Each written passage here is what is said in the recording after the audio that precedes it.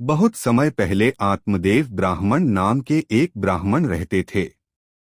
उनकी पत्नी का नाम था धुंधुली। उनके पास धन दौलत सब था, लेकिन संतान नहीं थी। इसी कारण आत्मदेव हमेशा दुखी रहते थे। एक दिन दुखी होकर वे जंगल में चले गए। वहां उन्हें एक महान संत मिले। आत्मदेव ने उनसे कहा, महाराज, मेरे पास सब कुछ है, लेकिन संतान नहीं है। मेरा जीवन व्यर्थ लग रहा है।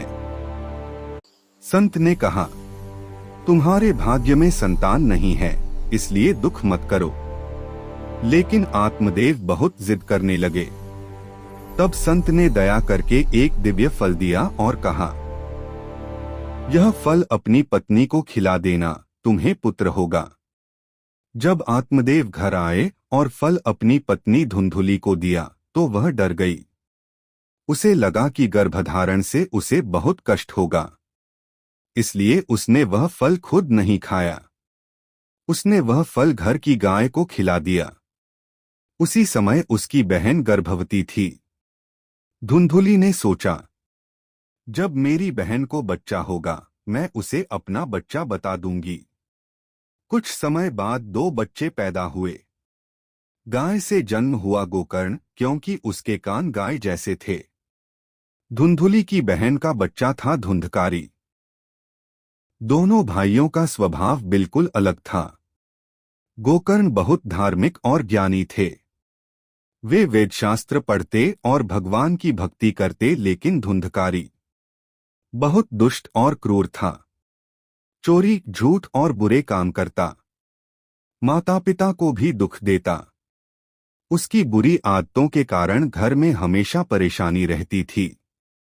धुंधकारी बड़ा होकर 5 वेश्याओं के साथ रहने लगा। वह उनके लिए चोरी और लूट करता था। उसके अत्याचारों से तंग आकर आत्मदेव ब्राह्मण घर छोड़कर जंगल में चले गए और भगवान का भजन करने लगे। कुछ समय बाद धुंधकारी की मां धुंधुली भी दुख से मर गई। अब धुंधकारी पूरी तरह पाप में डूब गया। एक दिन उन वेश्याओं को डर लगा कि धुंधकारी कहीं पकड़ा न जाए और उनका नाम न बता दे। इसलिए उन्होंने रात में धुंधकारी को मार डाला और उसका शरीर गड्ढे में दबा दिया। इतने पापों के कारण धुंधकारी की आत्मा को शांति नहीं मिली और वह प्रेत भूत बन गया। कुछ समय बाद गोकर्ण तीर्थयात्रा से वापस आए। रात में उन्हें भयानक आवाजें सुनाई दीं।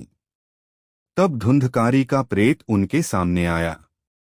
उसने कहा, भैया, मैं धुंधकारी हूं। अपने पापों के कारण मैं प्रेत बन गया हूं। कृपा करके मुझे इस कष्ट से मुक्त करो। गोकर्ण को अपने भाई पर दया आई। गोकर्ण ने ऋषियों से पूछा कि धुंधकारी की मुक्ति कैसे हो सकती है। ऋषियों ने कहा, यदि श्रीमद् भागवत महापुराण की 7 दिन की कथा भागवत सप्ताह सुनाई जाए तो उसकी मुक्ति हो सकती है। गोकर्ण ने गांव में भागवत कथा शुरू की। धुंधकारी का प्रेत वहां एक बांस के अंदर बैठकर कथा सुनने लगा। हर दिन कथा के अंत में बांस की एक गांठ टूट जाती। 7वें दिन आखिरी गांठ भी टूट गई। तभी धुंधकारी का प्रेत रूप समाप्त हो गया और उसे दिव्य शरीर मिल गया। आकाश से भगवान विष्णु के दूत आए और धुंधकारी को वैकुंठ लोक ले गए।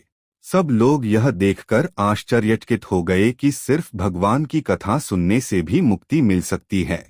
इस कथा की सीख, बुरे कर्मों का फल बहुत भयानक होता है। भगवान की कथा और भक्ति से सबसे बड़े पाप भी नष्ट हो सकते हैं। सत्संग और शास्त्र सुनना जीवन को बदल देता है।